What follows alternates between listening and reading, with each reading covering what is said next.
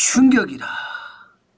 나라 빚이 7,000조라는데 국회마저도 무서운 경고를 하고 있다. 이 말이 여러분 사실일까요? 여러분 이거 사실입니다.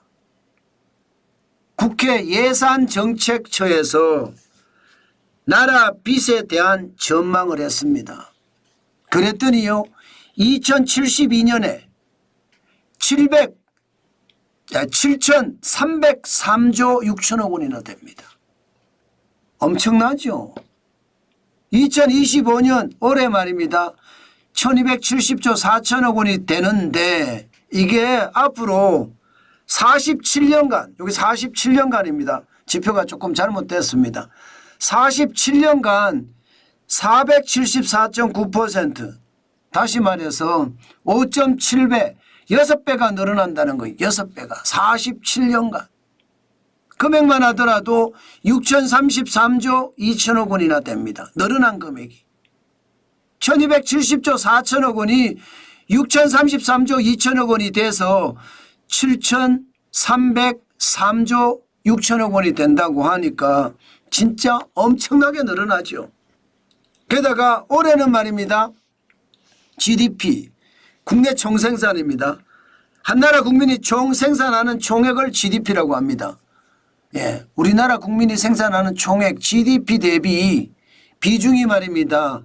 2025년 올해는 47.8% 정도밖에 안 되지만 2030년에는 55.3%, 그리고 2040년에는 80.3%예요. 2050년에 가면 한나라 국민이 생산하는 총액보다 부채가 더 많습니다. 107.7%. 2060년에는요 136.0%, 그리고 2072년에는 173%까지 늘어난다는 거예요. 연평균 부채 증가율이 3.8%나 늘어난다는 이야기입니다. 사실 이 지표를 보고 있으면 여러분 진짜 무서운 생각이 들지 않습니까? 당장 말입니다. 대한민국은요 GDP 대비 60%가 넘어서면 일단 부채 위기라고 했습니다. 60%. 그런데 최근에는요 60%가 아니다. 대한민국은 기축통화가 아니기 때문에 50%만 넘어서도 위기의 징후가 온다, 이런 말씀을 드렸거든요. 실제로 시장에서 지표도 그렇게 이야기를 했고요. 그런데 2030년에 55.3%예요. 55.3%. 그냥 연평균 증가율이 3.8%라고 가정을 했을 때 2025년이 되면요 47.8%가 3.8%가 증가해서요 결국은요 51.6%가 된다는 거거든요. 51.6%. 과연 그렇게 부채가 늘어났을 때 대한민국의 국가신용등급은 괜찮을까요? 세계 3대 신용평가기관이 피치나 무디스나 S&P인데 과연 가만히 있을까요? 51.6%까지 가면 경고는 할 수 있겠죠. 그렇지만 51%가 넘어서서 2030년에 55.6%가 되면 괜찮을까요? 저는 국가신용등급이 줄줄이 무너질 수 있다고 생각합니다. 이게 무서운 경고입니다. 2040년에 80.3%까지 가요? 이러면요 나라는요 해외에서 돈 빌리기 어렵습니다. 국가신용등급은 현재 말입니다. 현재 대한민국의 국가신용등급 굉장히 높습니다. 최고치에 비교하면 최고치 밑에 단계가 많습니다. 예, 그러니까 위에서 세 번째 경고가 많아요. 대한민국의 국가신용등급 말입니다. 그런데 지금처럼 국가 부채가 계속 늘어날 때 대한민국은 결국 말입니다. 최악의 시나리오를 써가는 것은 아닌가, 그렇게 시장은 예측을 합니다. 문제는 여러분 국가신용등급이 안 떨어지려고 하잖아요. 그러면 성장률이 뒷받침돼 주면 됩니다. 나라의 성장률이. 예, 국가 성장률이 실제로 뒷받침을 해주면 아니 나라가 돈을 많이 벌어오니까 부채가 좀 늘어나도 상관없는 거잖아요. 그런데 이마저도 시원치 않습니다. 지금 2025년 성장률 전망이 2.2% 이야기하거든요. 국회 예산정책처가 2030년에는 1.9%로 떨어지고요. 2040년에는 1.2% 그리고 2050년에는 1% 성장도 못한다는 거예요. 0.8% 성장하고요. 2060년에는 0.5%, 2072년에는 0.3% 성장한다. 사실상 대한민국의 경제 성장률 멈춤 단계로 간다는 거예요. 멈춤 단계로. 그러면 여러분 괜찮을까요? 2072년이 굉장히 멀리 남은 것 같지만 이게 인생을 생각해 보면 그렇게 멀리 남은 게 아니에요. 금방 다가옵니다. 금방 다가와서 실제 충격을 그만큼 줄 겁니다. 그러니까 국가 부채는 늘어나는데 성장률은 정체된다? 와, 이거 충격이 되는 거죠. 예, 그나마 말입니다. 정체면 다행이에요. 그런데 꼬꾸라지잖아요. 지금 2050년부터는 0%대 성장을 한다고 하니까 우리 경제가 얼마나 무너질지 여러분들은 눈에 보이실 겁니다. 여기서 더 충격적인 것은요. 돈을 계속 퍼주고 있잖아요.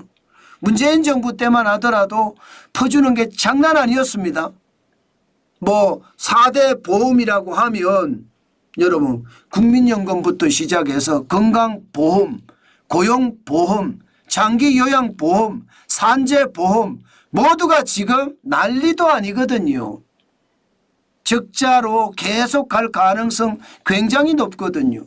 이게 국가 부채에 굉장히 크게 영향을 준다는 거예요. 건강보험이 부족하면 국고보존을 해야 되고요. 고용보험이 부족하면 국고보존을 해야 됩니다. 산재보험도 마찬가지고요. 국민연금도 마찬가지예요. 국고보조금을 계속 하게 되면 결국 말입니다. 나라 살림은 엉망이 된다는 뜻이잖아요. 실질적으로도 여러분 지금 현재까지 보면 사회보장성 기금 장기 재정 전망을 보면요. 2025년에는 59조 8천억 원의 이익입니다. 재정이 흑자라는 거죠. 그러나 2040년 가면 적자가 시작이 됩니다. 2040년 해봤자 지금으로부터 15년 후입니다. 게다가 2072년을 가잖아요. 그러면 한 해 적자가 217조 6천억 원입니다. 217조 6천억 원이면 올해 대한민국 예산이 670조입니다. 3분의 1이에요.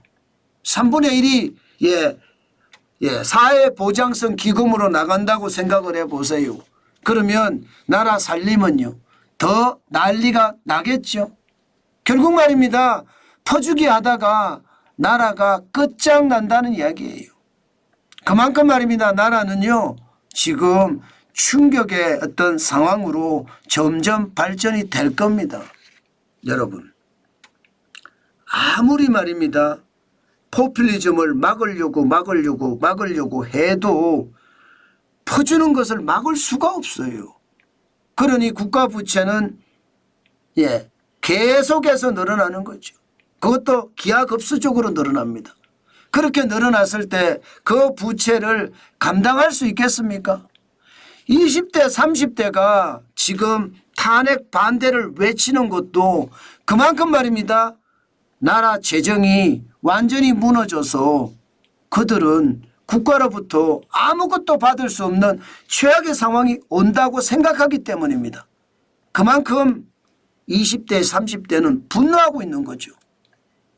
경제가 점점 가면 갈수록 퍼주고 하면요. 나라 경제는 그렇게 망할 수밖에 없는 게 현실이다. 저는 그렇게 말씀드리고 싶어요. 결국 말입니다. 나라는요. 정치가 나라를 말아먹는다. 이렇게 해도 틀리는 말이 아니라는 뜻이죠. 포퓰리즘으로 계속 퍼주다 보면 부채는 늘어나고 나중에는 감당하지 못하니까 그리스나 베네수엘라처럼 최악의 상황 저는 충분히 갈 수 있다고 생각합니다. 그렇게 생각하면 아르헨티나의 하비에르 밀레이 대통령이 생각이 나죠. 전기톱을 들고 웽웽 하면서 나라의 부조리 다 잘라내겠다. 저는 대한민국의 위대한 국가 지도자가 나오지 않는다면 하비에르 밀레이 아르헨티나 대통령 같은 그런 대통령이 나오지 않는다면 대한민국은 진짜로 끝장난다 하는 얘기가 제가 틀린 말이 아니라고 말씀을 드립니다. 진짜로 최악의 상황 저는 맞아질 거라고 보는 겁니다. 그 정도로 상황이 진짜 어렵습니다. 그만큼 말입니다.